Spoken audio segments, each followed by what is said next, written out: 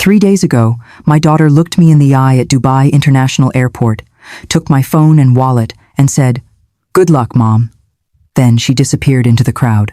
I was 62 years old, alone in a foreign country with just $73 in my jacket pocket. No way to call for help, no way home. I sat on that cold airport bench for 4 hours, crying, until a man in an expensive suit approached me. What he whispered changed everything. "My name is Elizabeth Cooper. I'm a retired librarian from Ohio, and this is the story of how I lost my daughter but found myself. 2 weeks ago, I thought I was going on the trip of a lifetime. Before we dive deeper, let us know in the comments where you're watching from. We'd love to hear from you. And don't forget to hit that subscribe button so you never miss any of our upcoming videos. Now, let me tell you how a dream vacation became my worst nightmare, and why the stranger who approached me that day knew exactly what my daughter had done before I even told him. By the end of this story, you'll understand why sometimes the people who hurt us the most are the ones we've sacrificed everything for, and what happened when I finally decided I was worth more than being someone's ATM machine. Stay with me until the end, because what that businessman offered me in that airport wasn't just help. It was a second chance at a life I didn't even know I deserved. My daughter Sarah is 36, single, works in finance in Chicago. For years, she'd been too busy for family dinners, too busy for phone calls, too busy for me. So when she called one evening in March and invited me to Dubai for a mother-daughter bonding trip, I nearly dropped the phone. "Mom, you've spent your whole life in Ohio," she said. "You deserve to see the world. My treat. Business class tickets, 5-star hotel, everything paid for." I should have questioned it. Sarah never did anything without calculating the return on investment. But I was so desperate for her attention, so hungry for any sign that she still loved me, that I ignored the voice in my head telling me something felt off. When you're a mother who's been pushed to the margins of your child's life, you'll take any crumb of affection they offer, even when that crumb might be poisoned. Have you ever wanted something so badly that you convinced yourself the warning signs were just your imagination being negative? That's exactly what I did. The first 3 days in Dubai were like something out of a dream I didn't know I was allowed to have. We stayed at the Burj Al Arab, that iconic sail-shaped hotel I'd only seen in travel magazines at the library where I worked for 35 years.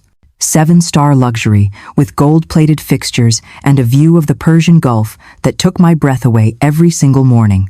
Sarah took me to the gold souk, where we wandered through narrow corridors filled with glittering jewelry.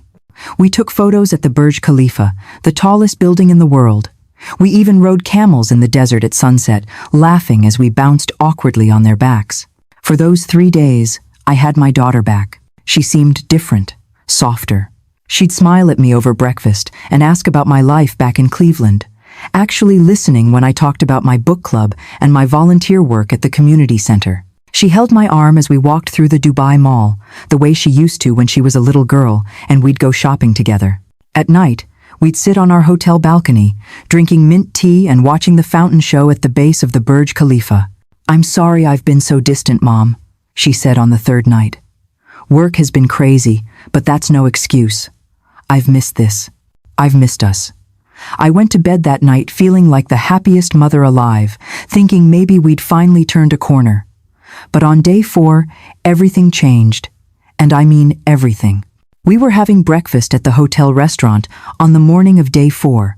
I remember the exact moment everything fell apart because I was mid-bite of the most delicious French toast I'd ever tasted when Sarah's phone rang. She glanced at the screen and her whole body went rigid. She answered with a clipped, "Yes," and then just listened for maybe 2 minutes while I sat there watching her face transform. Her jaw clenched, her eyes went cold and hard. The soft, loving daughter from the past 3 days vanished right before my eyes, like she'd never existed at all. When she hung up, she set her phone down very carefully on the white tablecloth and looked at me with an expression I hadn't seen since she was a teenager and I'd grounded her for sneaking out. "Mom, we need to talk," she said. Every parent knows those 4 words mean trouble is coming. My stomach dropped even though I had no idea what was about to happen. "I need 85,000. She said it just like that, flat, matter of fact, like shawastaling methatime. I actually choked on my orange juice. 85,000. Sarah, what are you talking about? My hands started shaking, and I set down my fork because I suddenly couldn't hold it steady anymore. My condo payment is due, the balloon payment. You said you'd help me when I bought it. I felt like I'd been slapped. Sweetheart, I helped with your down payment 2 years ago. I gave you $40,000. That was my entire savings account, everything I'd put away over 35 years of working. She waved her hand dismissively like $40,000 was nothing. Well, I need more now. The payment is due in 3 weeks, and I'm short. I could barely breathe. Sarah, I don't have $85,000. I'm living on a librarian's pension. It's $2,100 a month. I gave you everything I had saved. What she said next, I will never forget as long as I live. Then why did you come on this trip? Why are you here wasting money on fancy hotels and camel rides when your own daughter is about to lose everything? I stared at her, completely confused. Sarah, you paid for this trip. You said it was a gift. You said I deserved to see the world. Her laugh was cold, actually cold. It sent a chill down my spine sitting there in the warm Dubai morning. I paid for it because I thought you'd have the decency to help me when I needed it. I thought maybe you'd been hiding money from me. Guess I was wrong about you. Guess you really are just selfish. The word selfish hit me like a physical blow. I'd given this woman everything. Worked double shifts to pay for her college when her father left us. Co-signed her first car loan. Given her my life savings, and she was calling me selfish. Now, you might be thinking I'm making this sound worse than it was. That no daughter could actually be this cruel to her own mother. That I must be exaggerating or misremembering because I'm emotional about what happened. I wish that were true. I wish I could tell you I'm being dramatic or that my memory is playing tricks on me. But every word I'm telling you is exactly what happened. In fact, what came next was even worse. Because right there in that beautiful restaurant with the view of the Persian Gulf sparkling in the morning sun, my daughter looked at me with genuine contempt and said, "You know what, Mom? I'm done. I thought this trip would remind you that family comes first, that your daughter's needs matter more than your comfortable little retirement. But clearly you've gotten selfish in your old age. Old age. I was 62. And apparently that made me old and useless to her." Sarah stood up from that breakfast table and said, "Pack your things. You're going home today." I thought I'd misheard her. "What? Sarah, our flight isn't until Thursday. We have 3 more days." She was already walking away from the table, not even looking back at me. "Your flight is today. I changed your ticket last night. We're leaving for the airport in 1 hour." I sat there in complete shock while she disappeared into the hotel lobby. I couldn't process what was happening. One moment we were having breakfast, and the next my daughter was sending me home like I was a misbehaving child being punished. I went upstairs and packed my suitcase in a fog, my hands trembling so badly I could barely zip it closed. When I came down to the lobby, Sarah was waiting by a taxi, her face completely expressionless. She didn't help me with my luggage. She just got in the car and waited for me to struggle with it myself. The drive to Dubai International Airport was the longest 35 minutes of my life. I kept trying to talk to her, to understand what had just happened. "Sarah, please, can we just talk about this? I don't understand why you're so angry. If I'd had the money, you know, I would have given it to you. I've always helped you when I could." She stared straight ahead like I wasn't even speaking. Her hands gripped the steering wheel so tightly her knuckles were white. The taxi driver kept glancing at us in the rearview mirror, clearly uncomfortable with the tension. When we pulled up to the departures terminal, Sarah paid the driver and got out. She pulled my suitcase from the trunk and rolled it to the curb, then finally looked at me. "Let's go. Your flight leaves in 3 hours." She walked me through the massive terminal to the ticketing area. Still not speaking, just walking with purpose like she couldn't wait to get rid of me. At the departure area, she stopped and turned to face me. Then she held out her hand.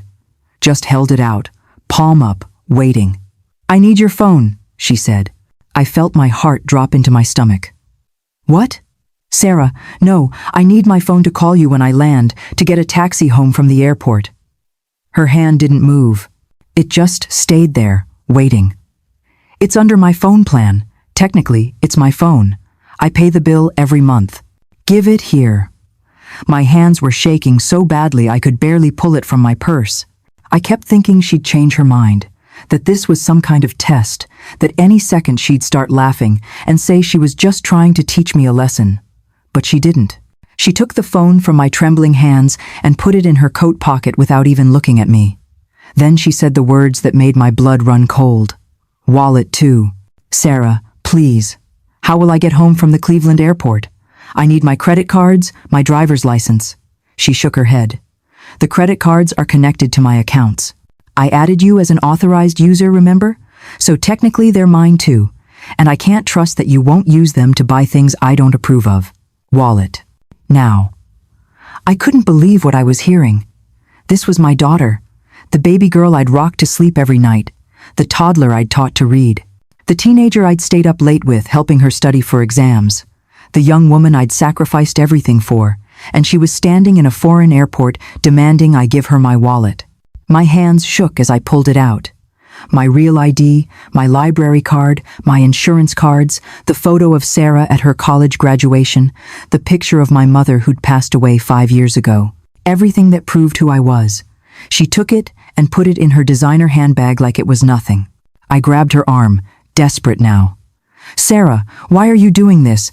Please, just tell me what I did wrong. Is this really just about the money? Because if it is, I'll find a way.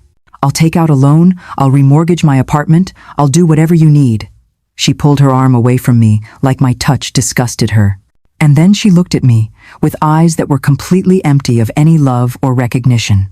Eyes that looked at me like I was a stranger she'd never met before. You want to know why, Mom? Because you're useless to me now. You've got nothing left to give. No money, no value, no purpose. I thought maybe you'd been hiding savings from me, that this trip would guilt you into helping me, but you really are just broke and pathetic. So go home. Go back to your sad little life in Ohio. I'm done with you. She turned and walked away. Just like that. Disappeared into the crowd of travelers rushing through the terminal with their families, their lives, their normal problems. I stood there holding my passport and my boarding pass, completely frozen. After a few minutes, I looked down and felt in my jacket pocket. Thank God. The $73 in cash I'd brought for emergencies was still there. Sarah hadn't thought to check my pockets. It was all I had in the world at that moment. No phone to call anyone. No credit cards to buy food or water. No way to reach out for help. I was 62 years old, standing alone in one of the busiest airports in the world, and I had never felt more abandoned in my entire life. I found a bench near gate B17 and sat down. And then I started to cry.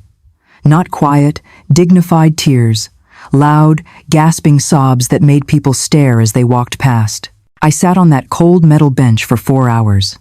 I kept thinking Sarah would come back, that she'd realize what she'd done and feel terrible and come running back to apologize. But she never came. At some point, I went to the counter to check on my flight. The woman behind the desk typed on her computer for a long time, then looked at me with confusion. Ma'am, there's no ticket under your name for today. Are you sure you have the right date? My stomach dropped. My daughter said she changed my ticket to today. Elizabeth Cooper. Cooper. More typing. More confusion. I'm sorry, but I don't see any booking for you at all today. The next flight we have to Cleveland is Thursday, which matches your original booking, but that ticket shows as canceled. Sarah had lied about that too. She'd canceled my original flight home and never booked me a new one. She'd left me completely stranded. I walked back to that bench in complete shock. I had no idea that in just a few minutes, a complete stranger would approach me and offer something my own daughter had never given me in 36 years. Respect. Drop a comment if you've ever been betrayed by someone you loved. You're not alone. And if you're watching this thinking you should subscribe so you don't miss what happens next, do it now. Because what that stranger said to me changed everything. And if you don't subscribe, you might miss the part where my daughter realizes exactly what she lost. Don't let that happen. I must have sat on that bench for another hour after learning there was no flight. I watched families reunite, business travelers rushing past with their expensive luggage, couples holding hands. Everyone had somewhere to go. Everyone had someone waiting for them. I had nothing. The $73 in my pocket might buy me a meal or two, but it wouldn't get me a hotel room in Dubai. It wouldn't get me home. I couldn't even call the U.S. Embassy for help because I didn't have a phone. I'd never felt more helpless in my entire life. I kept thinking about what Sarah had said, that I was useless, that I had nothing left to give. Sitting there alone in that airport, I started to believe she was right. What was I except a 62-year-old woman with no savings, no family who cared, no purpose? Maybe I really was useless. Then I heard footsteps. Fast, purposeful footsteps coming straight toward me. I looked up and saw a man approaching. Middle Eastern, probably in his mid-50s, wearing a suit that looked like it cost more than my entire year's pension. He had silver at his temples and carried himself with the kind of confidence that comes from wealth and power. But his eyes kept darting over his shoulder like he was checking to see if someone was following him. He walked straight up to me and stopped. For a second, we just looked at each other. Me, with my tear-stained face and rumpled clothes. Him in his expensive suit, looking oddly anxious for someone who clearly had everything. Then he leaned down and whispered in perfect English with just a slight accent. "Forgive me for the intrusion, madam, but I need your help rather urgently." I just stared at him. My brain was so foggy from crying and shock that I couldn't process what was happening. He glanced over his shoulder again, then back at me. "I have some business associates in the airport that I'm trying to avoid. Long story, very complicated.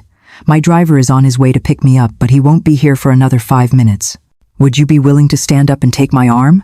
Pretend to be my wife? Just until my car arrives?" I must have looked at him like he was crazy because he quickly added, "I will compensate you for your time. I'm not trying to harm you, I promise. I just need to look like I'm with family so these men won't approach me." Every safety instinct I'd ever had was screaming at me to say no. Strange man in foreign airport asking me to go with him? That's how people end up on those true crime shows. But something about his eyes stopped me from immediately refusing. He didn't look threatening. He looked genuinely worried. And more than that, he looked at me like I was a real person, not like I was useless or invisible. After hours of feeling like I didn't matter to anyone in the world, having someone look at me and actually see me was almost overwhelming. I glanced down at myself. Tear-stained jacket, swollen eyes, sitting alone on an airport bench with nothing but a passport and pocket change. What exactly did I have to lose at this point? If this man wanted to hurt me, I was already as vulnerable as a person could be.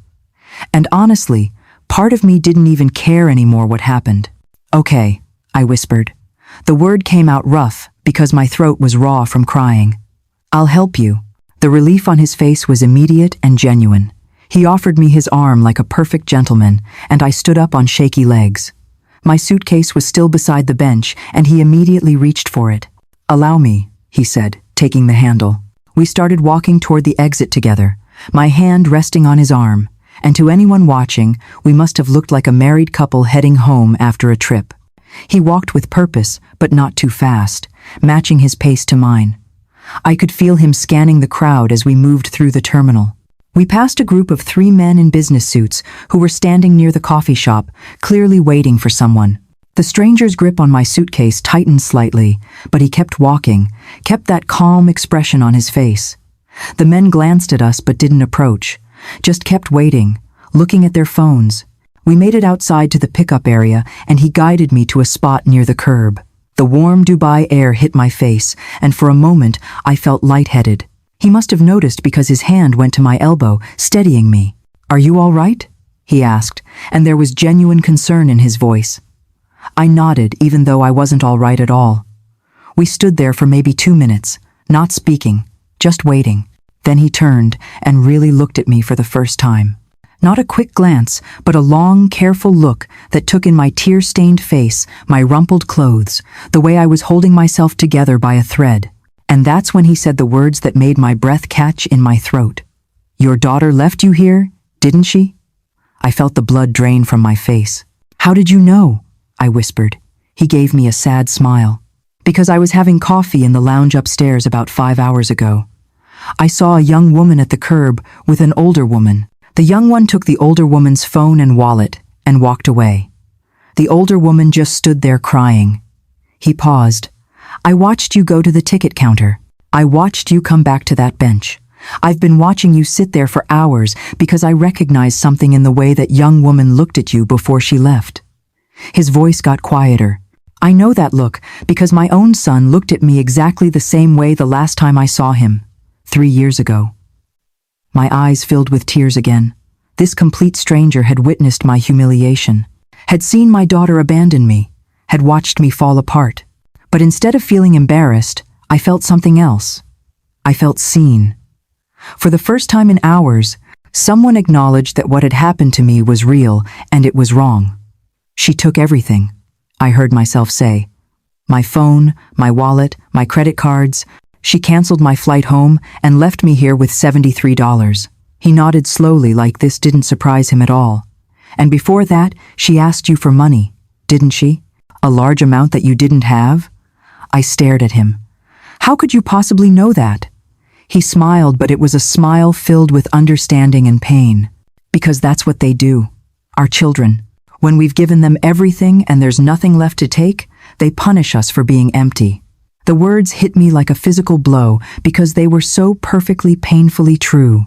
A black Mercedes pulled up to the curb and a driver in a neat uniform got out. "Mr. Karim," he said with a slight bow. The stranger, Mr. Karim apparently nodded, and the driver immediately took my suitcase and put it in the trunk. Then he opened the back door and stood waiting. Mr. Karim turned to me. "Mrs. Cooper, Elizabeth Cooper. Mrs. Cooper, I'm going to make you an offer, and I want you to think carefully before you answer." He paused, choosing his words. "I have a guest house on my property that's currently empty. You're welcome to stay there, no charge, until you figure out your situation. No obligations, no expectations. Just one person who understands betrayal, helping another who's going through the same thing." He must have seen the hesitation on my face because he quickly added, "You're thinking this sounds too good to be true, that I must want something from you." I nodded slowly because that's exactly what I was thinking. He pulled out his wallet and handed me a business card. "My name is Karim Al-Rahman. I own an import-export company that's been in my family for 40 years. Google me right now if you'd like, except you can't because your daughter took your phone." He said it without judgment, just stating a fact. "So, instead, I'll tell you to look at my driver Hassan, who's worked for me for 15 years. Hassan, would you tell Mrs. Cooper if I've ever brought a strange woman home before?" The driver shook his head firmly. "Never, sir. You are a man of honor." Mr. Karim looked back at me. "I'm not offering this because I want anything from you. I'm offering because 3 years ago, when my children abandoned me over money, I wished someone had shown me kindness. Consider this my chance to be that someone for you." I stood there on that curb, trying to make a decision that could change everything. Get in the car with a strange man in a foreign country, or stay at the airport with $73 and no way home. When you put it like that, the choice seemed insane. But here's what I realized in that moment. My own daughter, my own flesh and blood, had just treated me worse than this stranger was offering to treat me. My daughter had seen me as worthless. This man was offering me basic human dignity. Maybe that says something terrible about my judgment. Or maybe it says something about how low I'd been brought. That simple kindness from a stranger felt like a miracle. "Why did your children leave you?" I asked him, his face clouded. "When my wife died 2 years ago, she left her portion of the company to me with instructions to keep it in the family. My children wanted me to sell everything immediately and split the money 3 ways. When I said no, that I wanted to honor their mother's wishes, they accused me of stealing their inheritance. Now they won't speak to me." The pain in his eyes was so familiar because I saw it in my own mirror every day.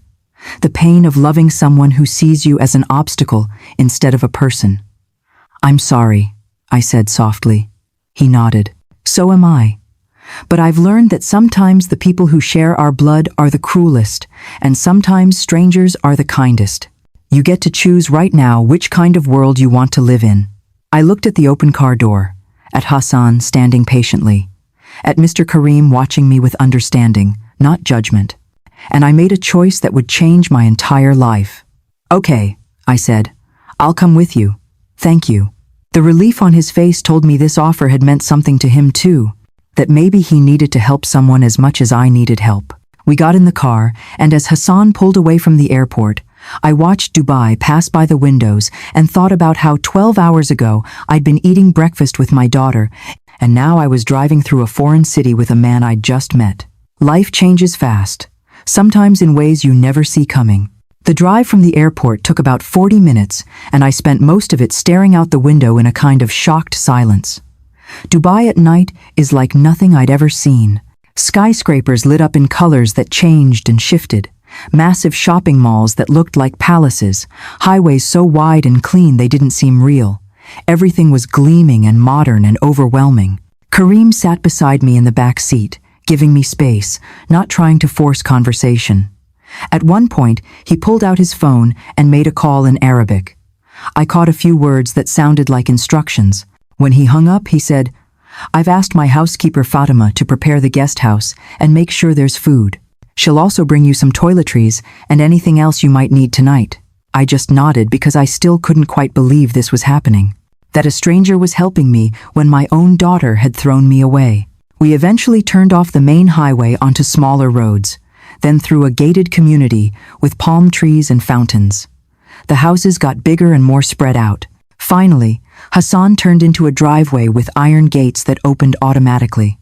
The property beyond took my breath away. It wasn't a flashy mansion like I'd expected. It was elegant, traditional Arabic architecture with white walls and beautiful archways, surrounded by gardens that even in the darkness I could tell were meticulously maintained. Hassan pulled up to the main house and Karim got out, then offered me his hand to help me out of the car. "The guest house is just through the garden," he said, gesturing to a path lit with soft lights. "It's separate from the main house, so you'll have complete privacy." We walked along the path, and I could smell jasmine in the warm night air. The guest house was actually more like a small villa. 2 bedrooms, a sitting room, a full kitchen, and a bathroom with marble floors and fixtures that probably cost more than everything in my Ohio apartment combined. It was spotlessly clean, and someone had already turned on the lamps, so it glowed warmly. There were fresh flowers on the table, and I could see that the refrigerator had been stocked. Karim stood in the doorway, not coming all the way inside, respecting my space. "Fatima will come by in the morning to check if you need anything. For tonight, there's food in the kitchen, towels in the bathroom, and the bedroom is made up. The doors all lock from the inside, and you're the only one with access to this house." He pulled a key from his pocket and handed it to me. "This is yours for as long as you're here."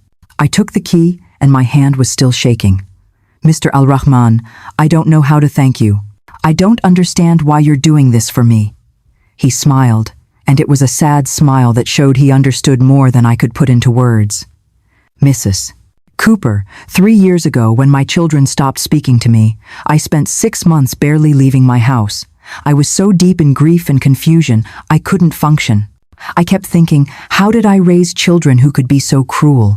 Where did I go wrong?" He paused and looked out at the garden. "One day my driver Hassan found me sitting in my car in the garage, just sitting there staring at nothing. He opened the door and said, 'Mr. Karim, you did nothing wrong. Some people take and take until there's nothing left, then they blame you for being empty.' Those words saved my life that day." He looked back at me, and I saw genuine understanding in his eyes. "You did nothing wrong either, Mrs. Cooper. You loved your daughter, you gave her everything you had, and she took it and then punished you for having nothing left to give. That's on her, not on you." Tears started rolling down my face again, but this time they were different. These weren't tears of shame or despair. They were tears of relief because someone finally understood. Someone finally saw that I wasn't crazy or dramatic or selfish. I was just a mother who'd been betrayed by her own child. "Get some rest," Karim said gently. "Tomorrow we'll figure out the practical things, getting your documents reissued, contacting your embassy, making a plan. But tonight, you're safe. You're not alone. And you're not useless, no matter what anyone told you." Then he left, closing the door softly behind him. I stood in that beautiful guest house for a long time, just trying to process everything that had happened in the span of one day. This morning I'd woken up in a hotel room, thinking I was on vacation with my daughter. Tonight I was standing in a stranger's guest house in Dubai, with nothing to my name except $73 and the clothes in my suitcase. I should have been terrified. I should have been calling the embassy or finding a way to get home immediately. But instead, I felt something I hadn't felt in years. I felt valued.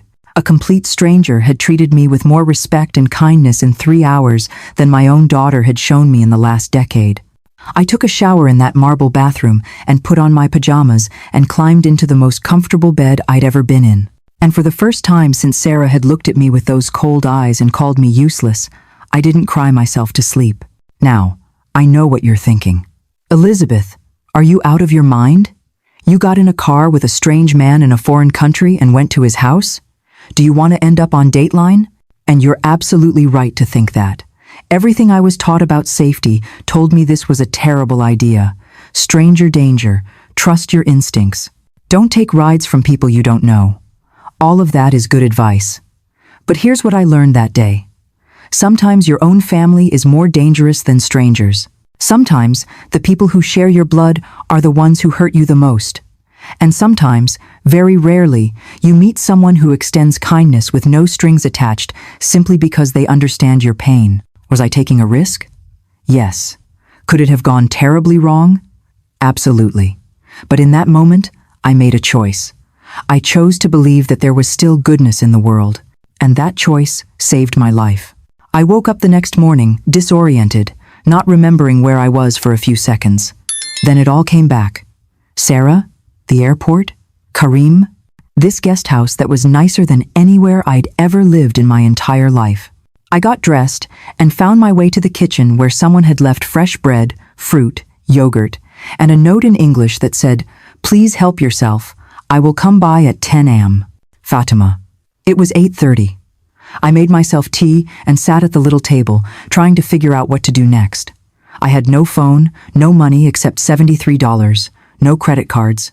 I was completely dependent on the kindness of a man I'd just met. The rational part of my brain was screaming that this was dangerous, that I should find a way to the U.S. Embassy immediately. But another part of me, a part I'd been ignoring for years, whispered that maybe for once in my life I should stop running away from help. At exactly 10 a.m. there was a gentle knock on the door. I opened it to find a woman in her 50s wearing a traditional headscarf and a warm smile. "Mrs. Cooper? I am Fatima, Mr. Karim asked me to see if you need anything." Her English was accented but clear. I invited her in, and she immediately started fussing over me like I was a guest of honor instead of a charity case. Did I sleep well? Was the bed comfortable? Did I find the food? Is there anything special I would like? Her kindness was so genuine it made my throat tight. "I'm fine, thank you," I managed to say. "Everything is perfect. More than perfect." She patted my hand. "Mr. Karim is a good man. Very good man. You are safe here." Then she told me that Karim had asked if I would join him for dinner that evening in the garden. No pressure, only if I felt comfortable. I said yes. The rest of the day passed in a strange limbo. I unpacked my suitcase properly, took a long bath, tried to read a book I'd brought but couldn't concentrate. Mostly, I sat on the small terrace outside the guest house and stared at the garden, replaying everything that had happened with Sarah. The cruelty in her eyes, the coldness in her voice. "You're useless to me now." Those words kept echoing in my head. At 7 p.m., Fatima returned and walked me through the garden to a beautiful outdoor dining area with a table set for two. Lanterns hung from the trees, and the evening air was warm and smelled like flowers. Karim stood when he saw me, dressed more casually now in slacks and a button-down shirt. "Mrs. Cooper, thank you for joining me. Please, sit." Fatima brought out dish after dish of Arabic food, explaining each one to me in her patient way. Lamb with rice and pine nuts, tabbouleh, hummus, stuffed grape leaves. It was the best meal I'd had in years. We ate in comfortable silence for a while, and then Karim asked, "Have you thought about what you'd like to do? I can have my assistant help you contact your embassy tomorrow to get emergency travel documents." I set down my fork. Honestly, I haven't been able to think clearly about anything. My mind keeps going in circles. He nodded. "That's normal after what you've been through. Betrayal is a trauma. It takes time to process." Something about the way he said it made me look up at him. "You said your children stopped speaking to you. What happened exactly?" He was quiet for a moment, then began to tell me his story. He and his wife Noor had built their import-export business from nothing, working side by side for 30 years. They had 3 children, 2 sons and a daughter, all adults now with their own careers. When Noor died of cancer 2 years ago, her will stated that her half of the business should go to Kareem with the understanding that he would keep it in the family and eventually pass it to their children. But his children had other plans. Within a month of their mother's funeral, all 3 of them came to Kareem with the same demand: sell the business, split the money 3 ways, and retire. Kareem tried to explain that the business was his life's work, that their mother had wanted it preserved, that he wasn't ready to let go of the last thing that connected him to her. His children accused him of being greedy, of caring more about money than them, of disrespecting their mother's memory by using her death as an excuse to control them. The fights escalated, lawyers got involved. Things were said that couldn't be taken back. Finally, his eldest son told him, "You're choosing a company over your own children. Don't call us until you're ready to do the right thing." That was 3 years ago. He hadn't spoken to any of them since. I sent birthday cards, Christmas gifts, letters apologizing for hurting them, even though I still believe I did nothing wrong. Nothing. They won't even open them. The pain in his voice was so raw and familiar, it made my chest ache. The hardest part, he continued, isn't the money. It isn't even the loneliness, though that's terrible too. It's knowing that the children you raised, the ones you would die for without hesitation, see you as nothing more than a bank account, an obstacle to what they want. That's when I started crying. Not gentle tears, but deep sobs that came from a place I'd been trying to keep locked away. I gave Sarah everything, I said when I could speak again. Her father left when she was 8, just walked out one day and never came back. So it was just me and her. I worked 2 jobs to keep us afloat. I took extra shifts at the library and cleaned houses on weekends so she could go to a good school, have nice clothes, do activities with her friends. I never went on vacation, never bought myself anything nice. Everything I earned went to making sure she had a better life than I did. I wiped my eyes, but the tears kept coming. When she went to college, I took out loans to help with what her scholarships didn't cover. When she graduated and got her first apartment, I gave her my entire emergency fund for her security deposit and first month's rent. When she bought her condo, I emptied my savings account to help with her down payment. $40,000 that I'd been saving for 35 years, gone in one day, and I was happy to do it. I thought I was helping her build a life. I thought that's what good mothers do. Kareem listened quietly, letting me get it all out. But it was never enough. Every time I gave her something, she needed something else. And if I couldn't provide it, she'd get angry. She'd say I didn't love her enough, didn't support her enough. I started to believe her. Started to think I was a bad mother because I couldn't give her everything she wanted. Kareem reached across the table and put his hand over mine. "And she took it all for granted," he said softly, "because you taught her that your love came with no boundaries, no consequences." The words hit me like cold water. I pulled my hand back, defensive. "I was trying to be a good mother. I know you were," he said gently. "But there's a difference between loving someone and teaching them to use you. Every time she disrespected you and you made excuses for her, what did that teach her? Every time she took from you without giving back and you justified it, what lesson did she learn? Every boundary she crossed that you didn't enforce, where did that boundary move to?" I opened my mouth to argue, but nothing came out because he was right. God help me, he was right. I thought about all the times Sarah had canceled plans with me at the last minute, and I'd said it was fine. All the times she'd borrowed money and never paid it back, and I'd told myself she needed it more than I did. All the times she'd spoken to me with disrespect, and I'd convinced myself she was just stressed. I'd taught my daughter that I had no value except what I could provide, that my feelings didn't matter, that my boundaries were negotiable, that she could treat me however she wanted, and I would always come back for more. And she had learned that lesson perfectly. The realization made me feel sick. "I thought I was loving her," I whispered. "You were," Kareem said. "But love without boundaries isn't love, it's enabling. And the person it hurts most is usually the one doing the giving." We sat in silence for a long time after that, both of us lost in our own painful realizations. Fatima came and quietly cleared the dishes, gave my shoulder a gentle squeeze, and left us alone in the garden with our thoughts. Finally, Kareem spoke again. I've had 3 years to think about this, to wonder where I went wrong with my children. And here's what I've learned. Some people are takers. They will take everything you give and then resent you for not having more. You can't fix that. You can't love them enough to change them. All you can do is decide what you're willing to tolerate. If you're still watching, thank you. The best part is coming, I promise. Hit that like button if you think I deserved better than what my daughter did to me. Because what happened next changed everything. That night, after Kareem walked me back to the guest house, I stood in front of the bathroom mirror for a long time, really looked at myself in a way I hadn't in years. I was 62 years old. I had wrinkles around my eyes and gray in my hair that I'd stopped bothering to color. I looked tired, worn down, like someone who'd spent decades making herself smaller so others could feel bigger. I'd spent 36 years putting Sarah first, sacrificing my dreams, my savings, my own happiness, my entire identity. For what? So she could look me in the eye in a Dubai airport and tell me I was useless? So she could abandon me in a foreign country like I was garbage she was throwing away? Something inside me shifted in that moment.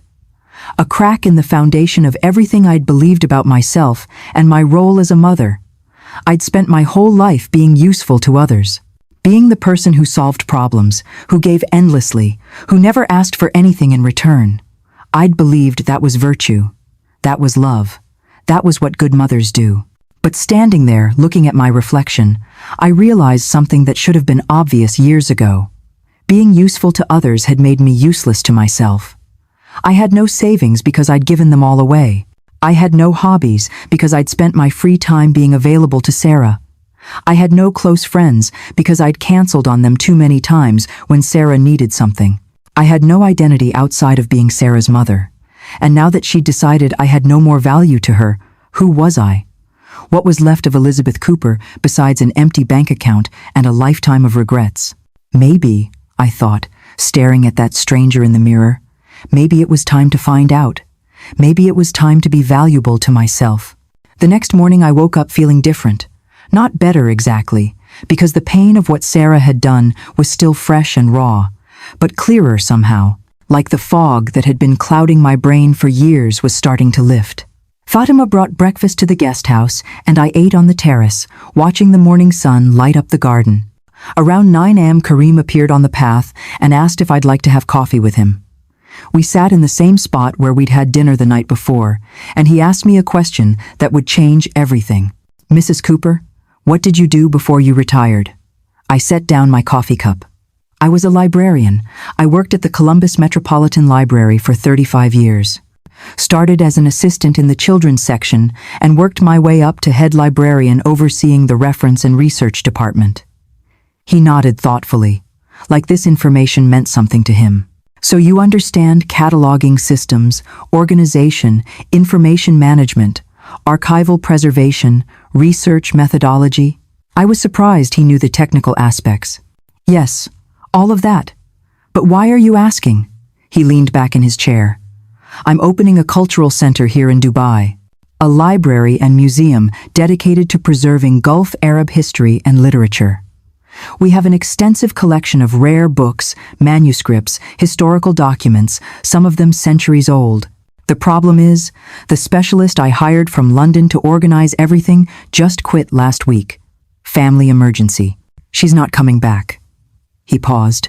"I've been trying to find a replacement, but everyone I've interviewed either doesn't have the experience or wants double the salary I'm budgeting."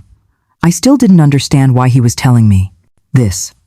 Then he looked at me over his coffee cup and said words I never expected to hear. "Would you be interested in the position?" I actually laughed, not because it was funny, but because it was so absurd. "Mr. Al-Rahman, I appreciate everything you've done for me, but I can't organize a cultural center. I don't know anything about Arab history or literature. I don't speak Arabic. I'm just a retired librarian from Ohio." He held up his hand. "You're not just anything, Mrs. Cooper. You have 35 years of specialized experience in cataloging, preservation, and information systems. That expertise doesn't care what language the books are in or what region they're from. The principles are the same. We have translators on staff for the content. What we need is someone who understands how to organize a collection properly, how to preserve delicate materials, how to create systems that researchers can actually use. That's you. I opened my mouth to argue, but he kept going. 6-month contract to start. $8,500 per month. Housing included, which you already have. Health insurance. 2 weeks paid vacation, and if it works out, we can extend to a year or make it permanent. I nearly spit out my tea. $8,500 a month? That can't be right. He smiled.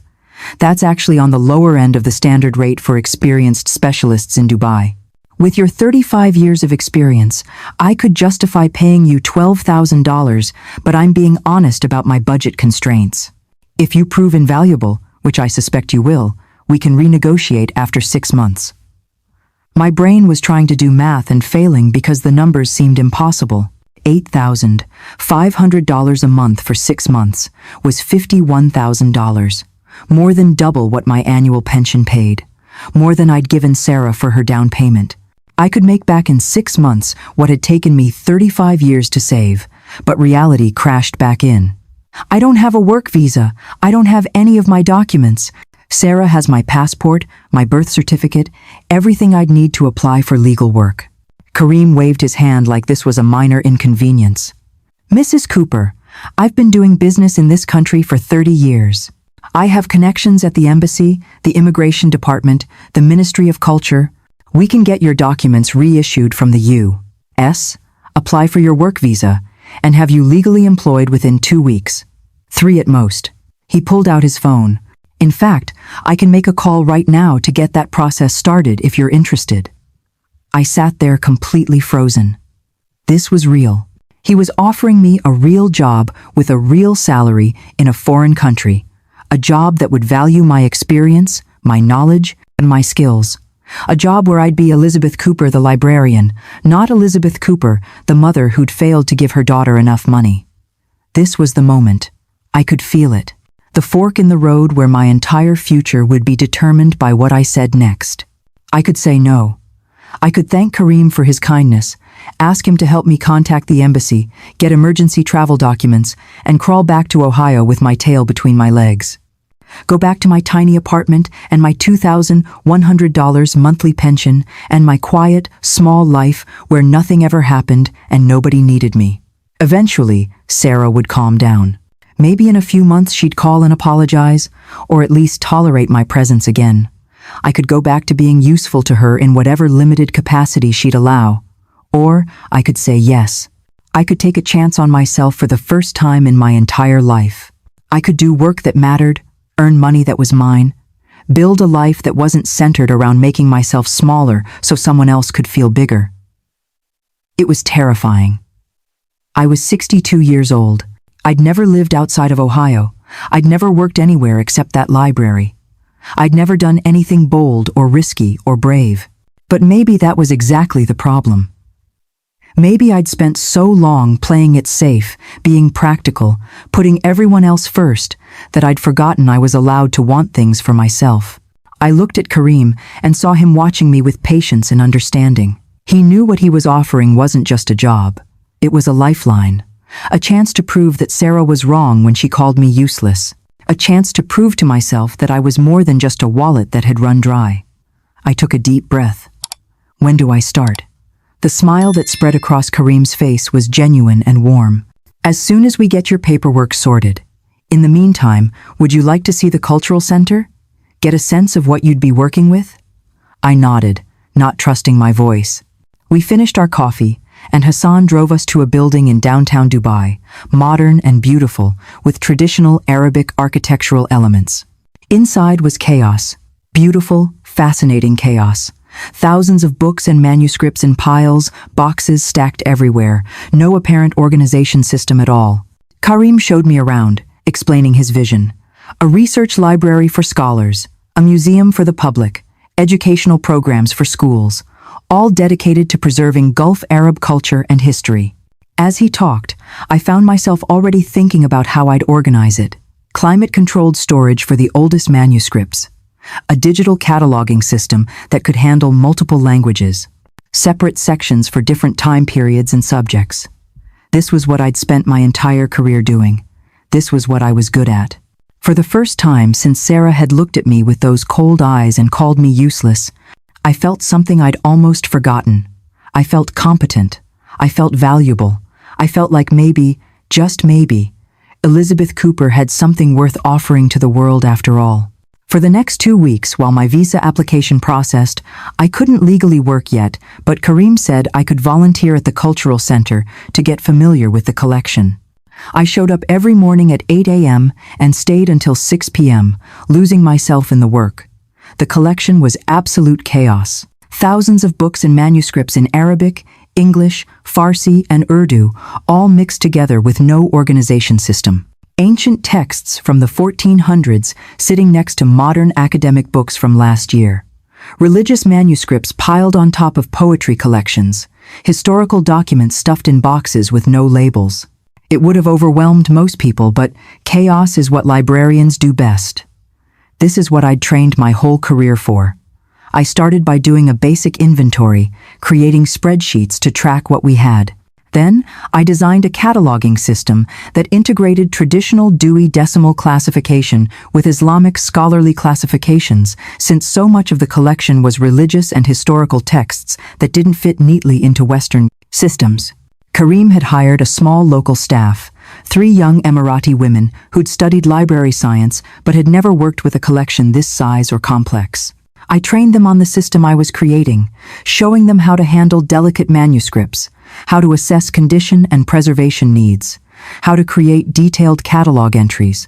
They were eager to learn, and their English was excellent. One of them, Amira, told me I was the first expert who'd ever treated them like real professionals instead of assistants. That comment stuck with me. For the first time in years, maybe decades, I felt competent. I felt valued. I felt necessary in a way that had nothing to do with my bank account or my willingness to sacrifice. These women respected my knowledge and experience. Kareem checked in daily to see our progress and was genuinely impressed with the systems I was implementing. I was good at this. I'd forgotten how good I was at my actual job when I wasn't constantly distracted by Sarah's needs. We also had to deal with preservation issues. Some of the oldest manuscripts were deteriorating because they'd been stored in regular room temperature with fluctuating humidity. I worked with Kareem to install climate control systems, proper archival storage boxes, and handling protocols. By the end of the first week, we'd cataloged about 300 items and established workflows that would allow us to process the remaining thousands efficiently. By the end of the second week, word was starting to spread in Dubai's cultural community about the project. I didn't know it yet, but scholars from the University of Dubai had heard about the collection and were asking when it would be accessible for research. A journalist from a local English-language newspaper had contacted Kareem about doing a feature. And somewhere back in Chicago, someone Sarah knew was paying very close attention to social media posts about the Al Rahman Cultural Center and its new American director. My work visa came through on a Tuesday, faster than Kareem had even expected.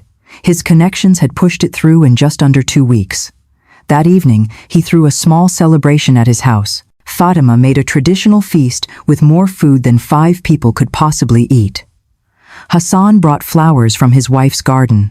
Kareem gave a short speech about how fortunate he was to have found someone with my expertise and dedication.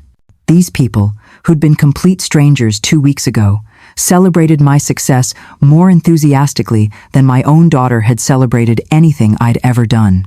I sat at that table, surrounded by genuine warmth and kindness, and thought about all the times I'd accomplished things in Ohio. When I'd been promoted to head librarian, Sarah had been too busy to come to the celebration dinner. When I'd won a state award for library innovation, she'd said congratulations via text message. When I'd retired after 35 years of service, she hadn't even attended my retirement party because she had a work conflict. That night, after everyone left, I sat in the guest house holding Kareem's phone and trying to work up the courage to call Sarah. I needed to tell her I was okay. I needed to ask her to ship my belongings from my apartment. I needed to hear her voice, even though I knew it would probably hurt. I dialed her number at 9 p.m. Dubai time, which was 1 p.m. in Chicago. She'd be on lunch break. The phone rang 4 times, and I almost hung up. Then she answered. What? Not hello. Not who is this? Just what in that flat? annoyed tone that meant I was interrupting something important. "Sarah, it's Mom." Long silence. I could hear office noise in the background, people talking, a phone ringing. "How did you get this number?" Her voice was cold, suspicious. "A friend let me borrow his phone. Sarah, we need to talk about what happened at the airport. About what you did." She cut me off. "No, we don't. You made your choice to stay there with some rich man. That's on you. I don't want to hear about it." The old Elizabeth would have immediately apologized, would have tried to smooth things over, to make her feel better, to take responsibility for her anger. But something had changed in me over the past 2 weeks. Maybe it was Kareem's words about boundaries. Maybe it was feeling valued at the cultural center. Maybe it was just that I'd finally hit the limit of how much I was willing to tolerate. "Sarah, you abandoned me in an airport. You took my phone and wallet and left me in a foreign country with no way to get home. What you did was cruel. It was wrong. And I need you to acknowledge that." I heard her laugh, that cold laugh I'd heard at the breakfast table. "Oh, please, Mom, you're obviously fine. You found some man to take care of you. Just like always, helpless and dependent and useless." The old Elizabeth would have cried, would have crumbled, would have begged for forgiveness for somehow making her daughter angry enough to do something so terrible. But I wasn't the old Elizabeth anymore. "Actually, Sarah, I got a job. A real job with a salary better than I ever made at the library. I'm working as a senior consultant for a cultural preservation project here in Dubai. I'm cataloging a collection of rare manuscripts and historical documents. I have a work visa, I have housing, and for the first time in years, I'm actually happy." The silence on the other end was so complete I thought she'd hung up. Then I heard her breathing, quick and shallow, like she was trying to control her reaction. "You're lying," she finally said. "Why would anyone hire you? You're 62 years old." The words were meant to hurt, but they just made me sad. This is what my daughter thought of me. That I was too old, too useless, too worthless for anyone to want to employ. I'm not lying. You can look up the Al Rahman Cultural Center online if you want. My name will be listed as the Director of Collections once the website is updated next week. More silence. I could practically hear her mind racing, trying to figure out if this was real. "How much are they paying you?" And there it was. Not "Are you safe?" Not "Are you happy?" Not "I'm sorry for what I did." Just how much money. Always the money. "Enough," I said. "More than enough. But that's not really your business anymore, is it?" I heard her sharp intake of breath. "Not my business? You're my mother. Everything about you is my business." And that sentence right there told me everything I needed to know. In Sarah's mind, I existed to serve her needs. My money was her money. My life was her business. My choices required her approval. I was not a separate person with my own autonomy. I was an extension of her, a resource to be managed. "No, Sarah," I said quietly. "I'm your mother, which means I love you. But my life is my own. And I'm not coming back to Ohio anytime soon." I hung up before she could respond. My hands were shaking, but not from fear or guilt. From power. I had just set a boundary with my daughter for the first time in 36 years. And instead of feeling terrible about it, I felt free. Sarah called back within 30 seconds. The phone rang and I just stared at it, my heart pounding. Part of me wanted to answer, wanted to take back what I'd said, wanted to make everything okay again like I always did. But I didn't pick up. I let it ring until it stopped. Then it started again, and again. On the fourth call, I answered. "What, Sarah?" I used the same tone she'd used with me, and I heard her sharp intake of breath. "Don't you dare hang up on me like that. We're not done talking." Something about the entitlement in her voice, the assumption that she got to decide when our conversation was over, made something snap inside me. "Actually, we are done." I said what I needed to say. She made a sound that was half laugh, half disbelief. "You're lying about the job. You're lying about all of it. You're just trying to make me feel guilty for leaving you at the airport." I walked out to the terrace of the guest house and sat down, looking at the garden lit up with soft lights. "I'm not lying. Would you like the address of the cultural center? You can look it up online. Al Rahman Heritage Library and Museum. My name will be on the staff page by the end of the week when they update the website." I heard typing. Aggressive, angry typing. Then silence. More typing. I knew she was searching, trying to prove I was making it up. "This is insane," she finally said, and her voice had changed. Less certain now. "You're 62 years old, Mom. What do you possibly know about working in Dubai? About Arab culture? You've never even left Ohio except for this trip." I felt calm wash over me, calmer than I'd felt in years. "I know about libraries, Sarah. I know about cataloging systems and preservation and research methodology and training staff. That's what I spent 35 years doing while I raised you. That expertise doesn't stop being valuable just because I crossed a border." She was quiet for a moment, and I could practically hear her scrambling to regain control of the conversation. "Mom, stop this ridiculous act and come home. I'm sure that man is using you for something. Rich Middle Eastern men don't just help old American women out of nowhere. He probably wants something from you." The racism in that comment wasn't even subtle, but I pushed past it to the real issue. And that's when I realized the truth that had been staring me in the face this whole conversation. Sarah couldn't stand the idea that I had value outside of being her mother, that someone else saw worth in me that she'd never bothered to see, that I could be successful and happy without her permission. Karim al-Rahman is a 57-year-old widower whose own children abandoned him over a family business dispute, I said calmly. "He helped me because he understood what it feels like to be treated like an ATM machine by the people you love most. We're friends, just friends. That's all." Sarah laughed, and it was a cruel sound. "Friends? Mom, you don't have friends. You've never had friends. You have me. That's it. That's all you've ever had." The words were meant to hurt, but they just revealed how little my daughter actually knew about me, or how little she'd ever bothered to know. "Had you," I corrected her. "I had you, Sarah, past tense, until you showed me exactly what you think of me. Until you proved that your love was completely conditional on my ability to give you money." I could hear her breathing getting faster, anger building. "Don't be dramatic. I made a mistake, okay? I was angry and I overreacted. But you're blowing this completely out of proportion." Dramatic. She was calling me dramatic for being upset that she'd abandoned me in a foreign country. I felt something cold settle in my chest. "Sarah, answer me honestly. When was the last time you asked how I was doing? Not whether I was healthy enough to watch kids for you, not whether I had money to lend you. When was the last time you called just to ask if I was happy?" The silence stretched out so long I thought she'd hung up. Then she said, "That's not fair." But she didn't answer the question. "That's what I thought," I said. "You know what, Mom? I'm busy. I have a career. I have a life.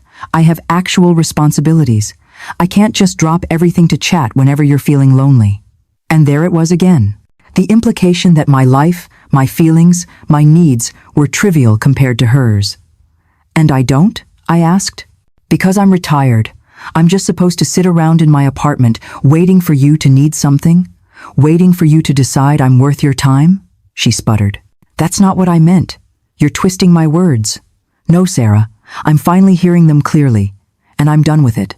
Her voice changed again, less confident now, almost uncertain. "What are you saying? What does that mean, you're done?" I took a deep breath. "I'm saying I'm staying in Dubai. My contract is for 6 months initially, but Karim has already mentioned the possibility of extending it to a year. Maybe longer if the project expands the way he's planning."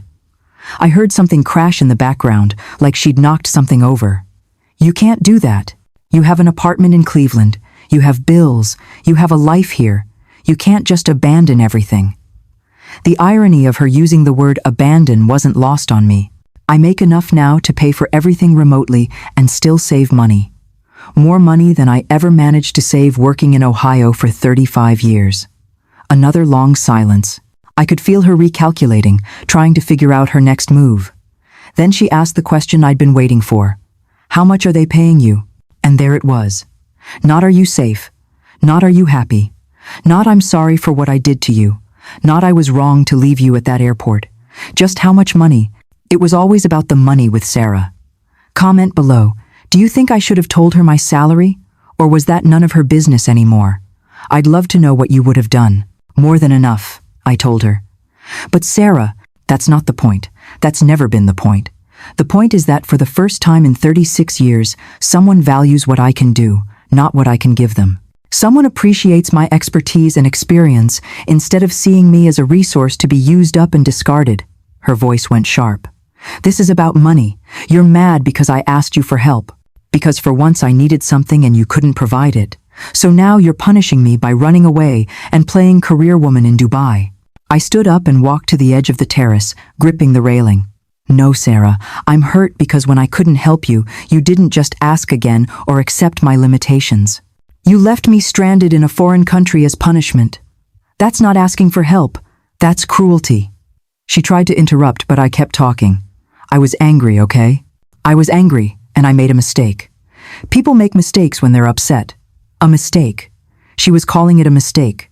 Like she'd accidentally sent a harsh text message, not deliberately abandoned her 62-year-old mother in Dubai with no phone, no money, and no way home. And you abandoned your mother, I said quietly.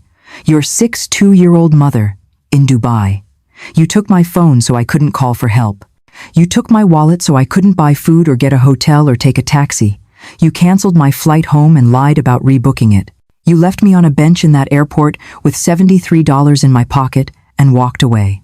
I heard her breathing on the other end, quick and shallow. What do you want from me, Mom?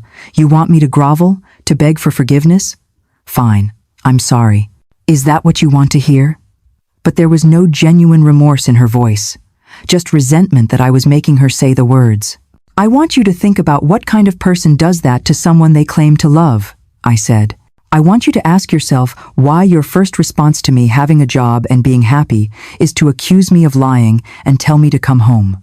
I want you to figure out whether you actually love me or whether you just love what I can do for you.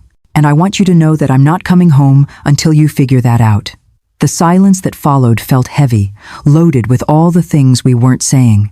Finally, Sarah spoke, and her voice was cold again, defensive. Fine, stay in Dubai, play house with your rich friend. But don't come crying to me when it all falls apart and you realize he was just using you. I felt tears prick my eyes, but they weren't sad tears. They were angry tears, frustrated tears.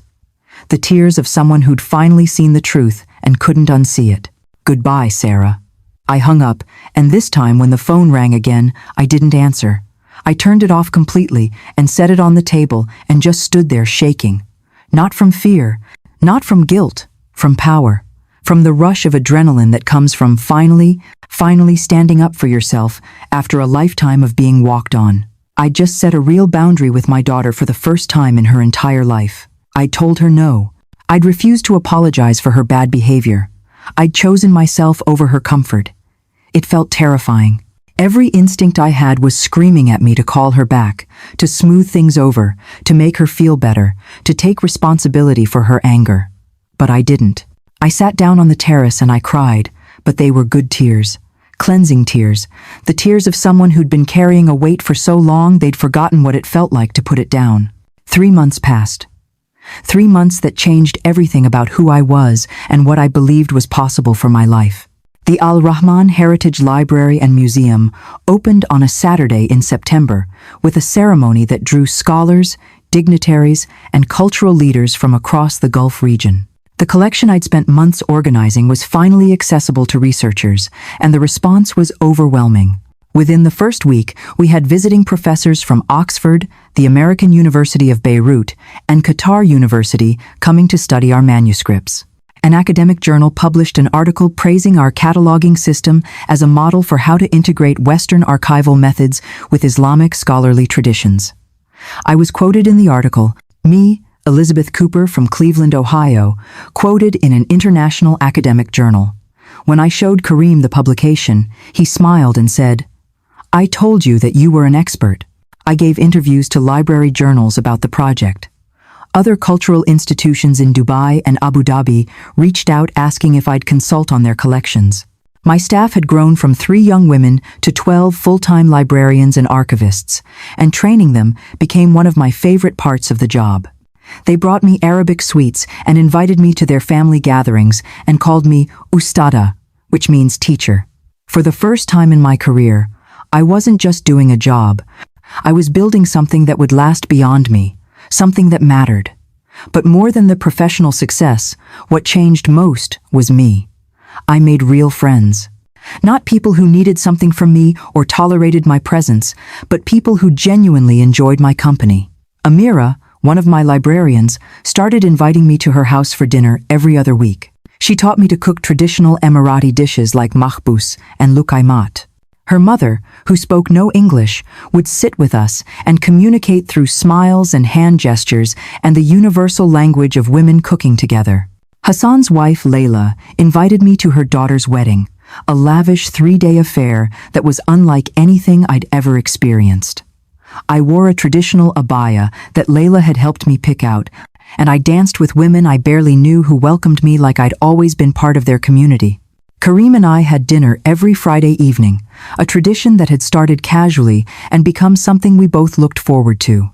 We'd sit in his garden and share stories about our week, laugh about our respective children's absurdity, debate books we'd read, plan expansions for the cultural center.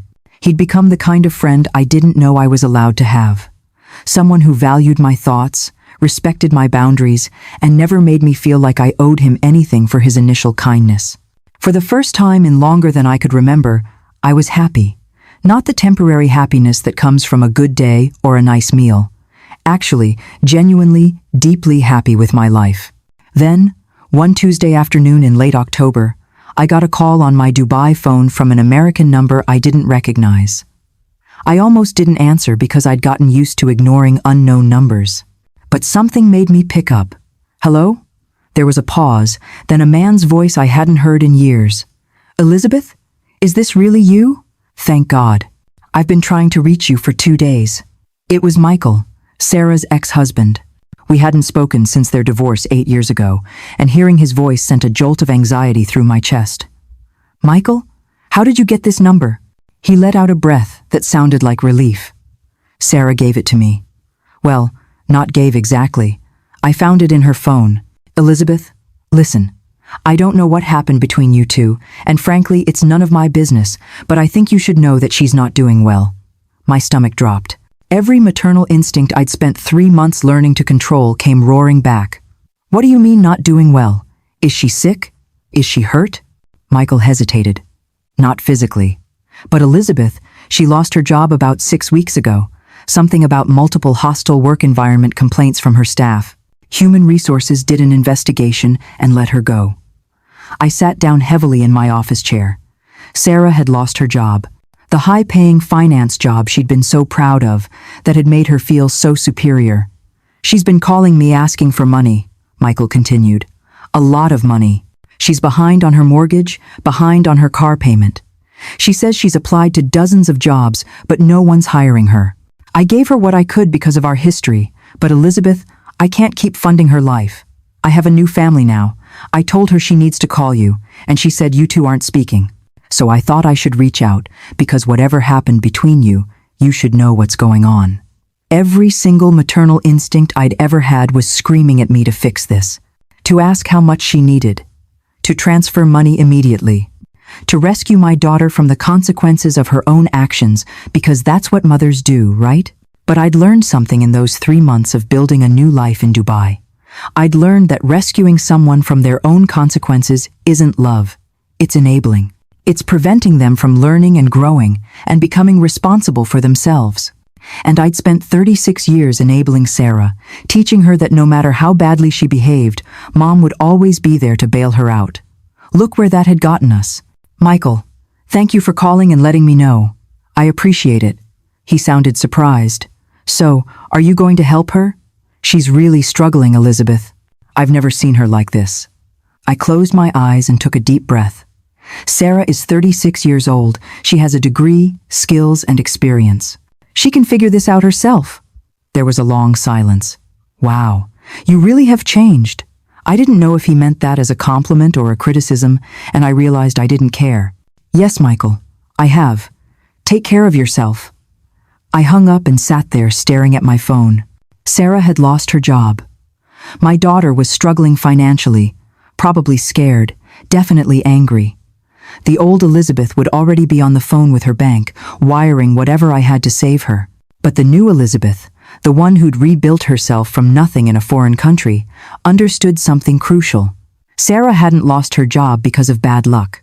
She'd lost it because of hostile work environment complaints, which meant she'd been treating her employees the way she treated everyone, with contempt, with cruelty, with the belief that being in a position of power meant she could disrespect people without consequences. She was facing consequences now, and as much as it hurt my heart to know my daughter was struggling, I also knew that rescuing her from this would teach her nothing. She'd learned that she could treat people terribly, lose everything, and Mom would still show up with a check.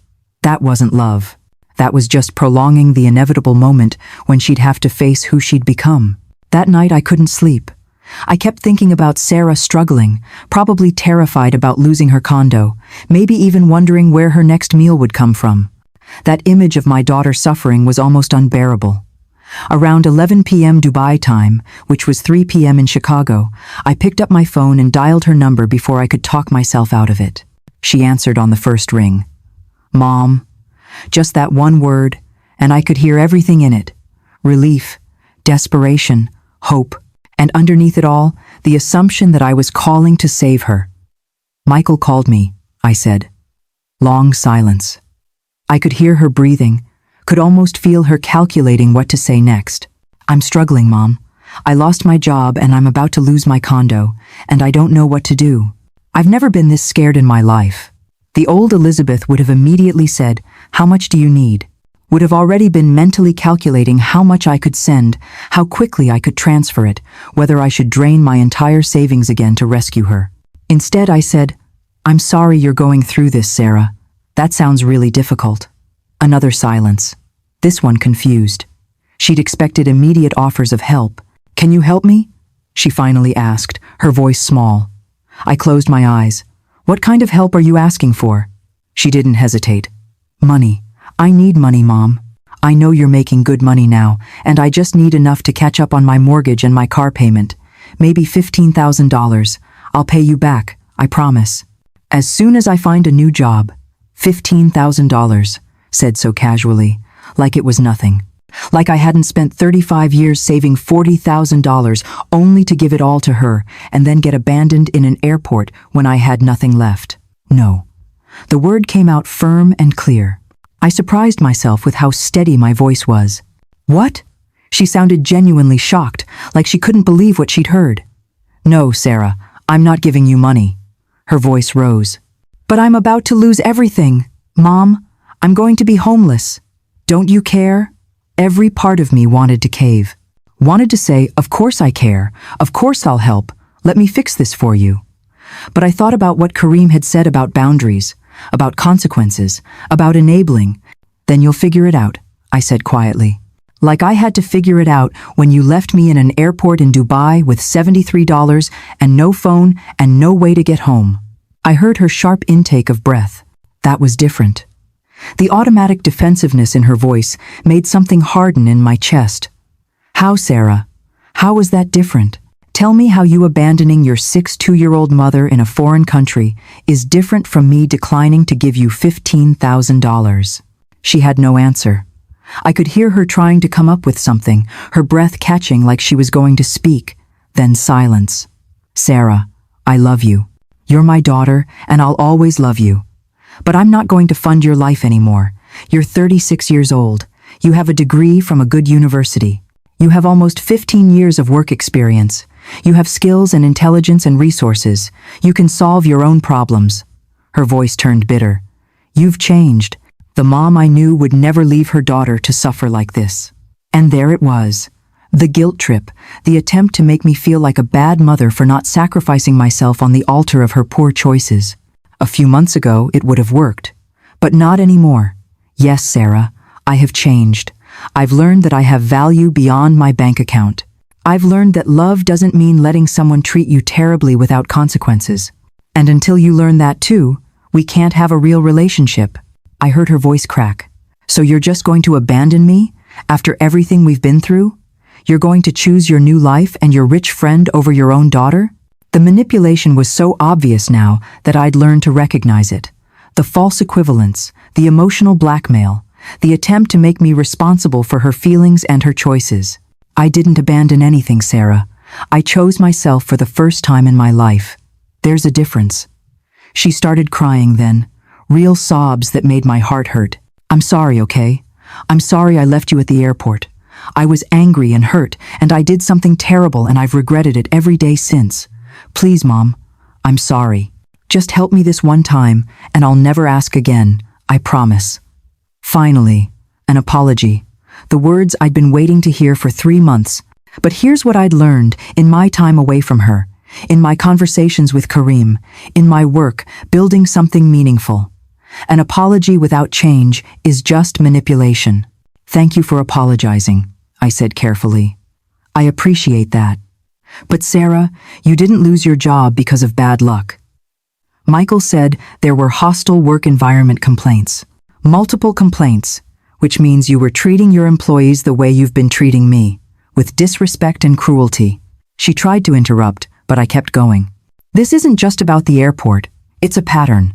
The way you speak to people, the way you treat anyone you perceive as beneath you or not useful to you. You need to get professional help.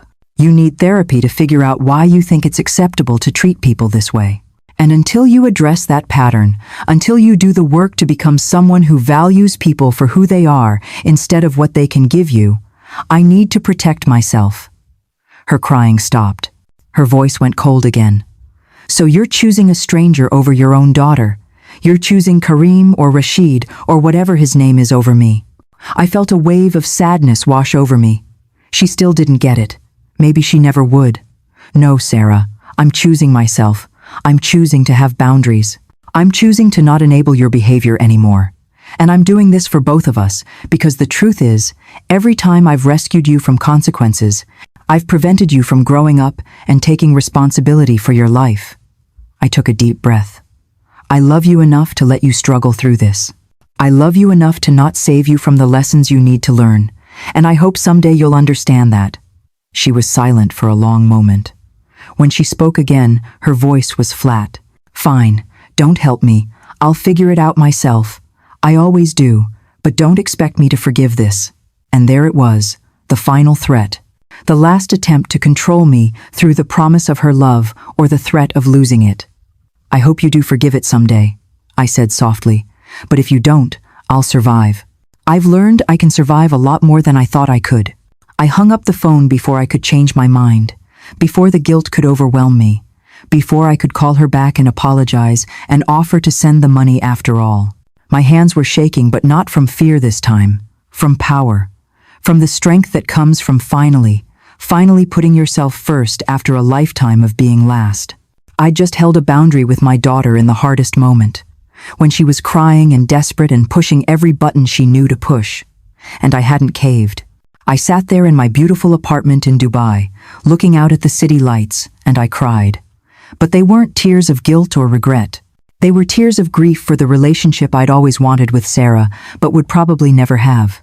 Tears of acceptance that loving someone doesn't mean letting them destroy you. Tears of relief that I'd finally chosen myself. It felt terrifying and liberating all at once, like jumping off a cliff and discovering you could fly. That conversation was 4 months ago. 4 months that feel like a lifetime. Sarah and I text occasionally now. Brief, surface-level messages. "How are you?" "I'm fine. Weather's getting cold here." It's still warm in Dubai. Nothing deep, nothing real. But it's communication, which is more than we had before. Michael keeps me updated through occasional emails. Sarah's in therapy twice a week. She's working as a freelance consultant while she looks for another full-time position. She sold the condo and moved to a smaller apartment in a less expensive neighborhood. She's learning to live within her means. She's learning to solve her own problems. And I'm learning that it's okay to let her. That letting her struggle doesn't make me a bad mother. It makes me a mother who loves her daughter enough to let her grow up, even at 36 years old. My 6-month contract in Dubai was extended to 2 years. And last week, Kareem told me they're creating a permanent full-time position for me as Director of Cultural Preservation. I'll be overseeing not just the library and museum, but also expansion projects, including a digital archive and an educational outreach program for local schools. The salary is $95,000 a year, more money than I ever dreamed of making. Enough to save, to travel, to live comfortably, and to still have something left over. I opened my own savings account here. Money that's mine. that I earned, that nobody can take from me or guilt me into giving away.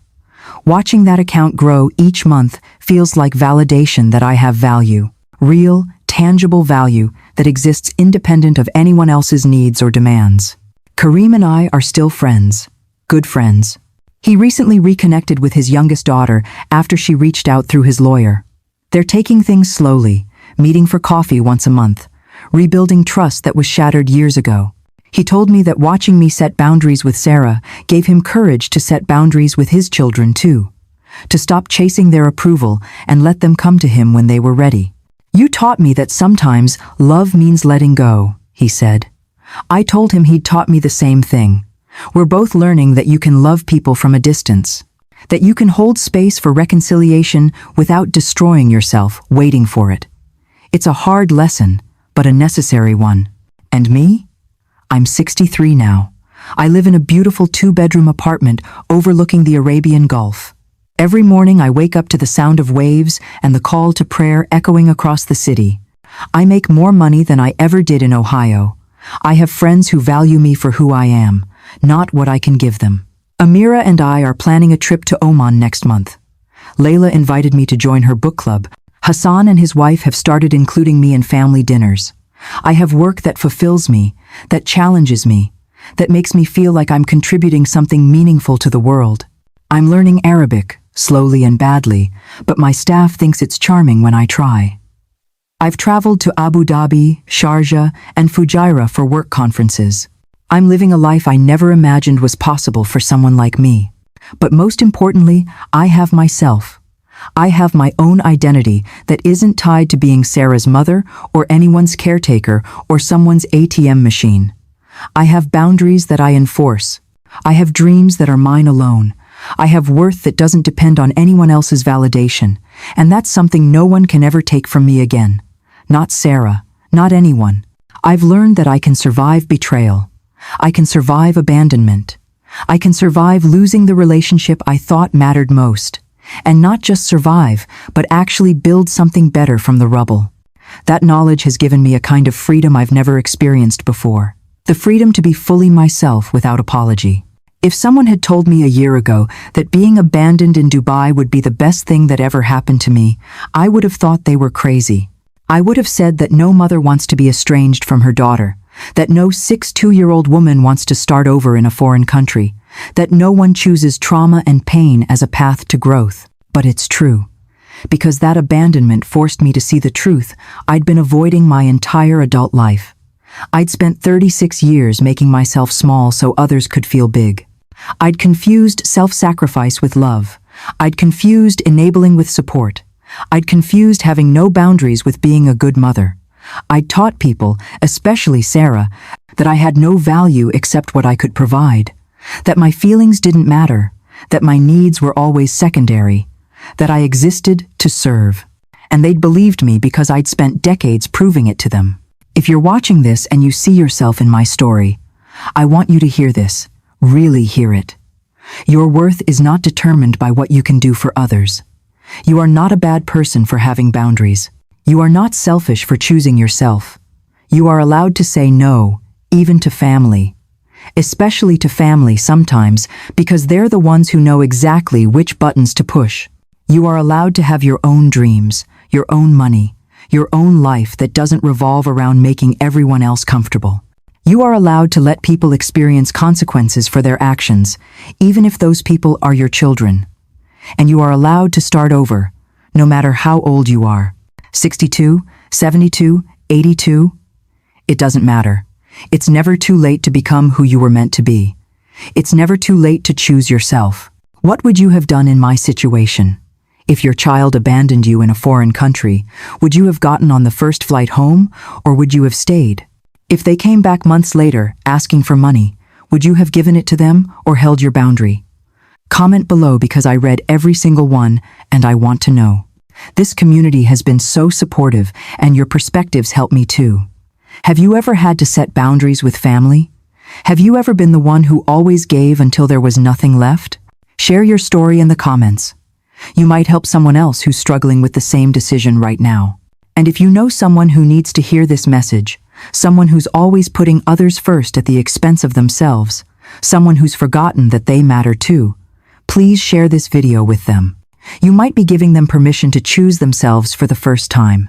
Sometimes, the worst thing that happens to you becomes the doorway to your best life. Sometimes you have to lose everything to find yourself. Sometimes you have to be broken down completely before you can be rebuilt into something stronger. And sometimes the family you choose, the friends you make along the way, the strangers who show you kindness are more loyal than the family you're born into. That's not a comfortable truth. It's not what we want to believe about blood and obligation and unconditional love, but it's true nonetheless.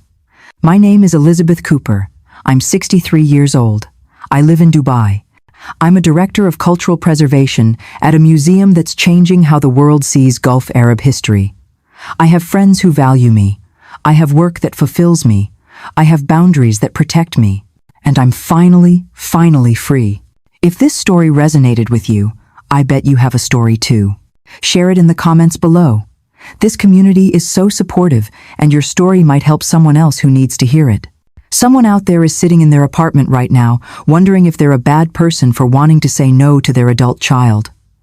Your comment might be exactly what they need to hear. If you want to see more true stories about transformation, redemption, and finding yourself after loss, subscribe and hit that notification bell.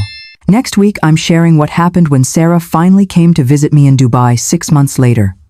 What she said when she saw my life here, how our relationship has changed, and the one thing she told me that I never expected to hear. Trust me, you won't want to miss it. Thank you for watching. Thank you for being here. Thank you for listening to my story without judgment. And remember, it's never too late to choose yourself. It's never too late to be free.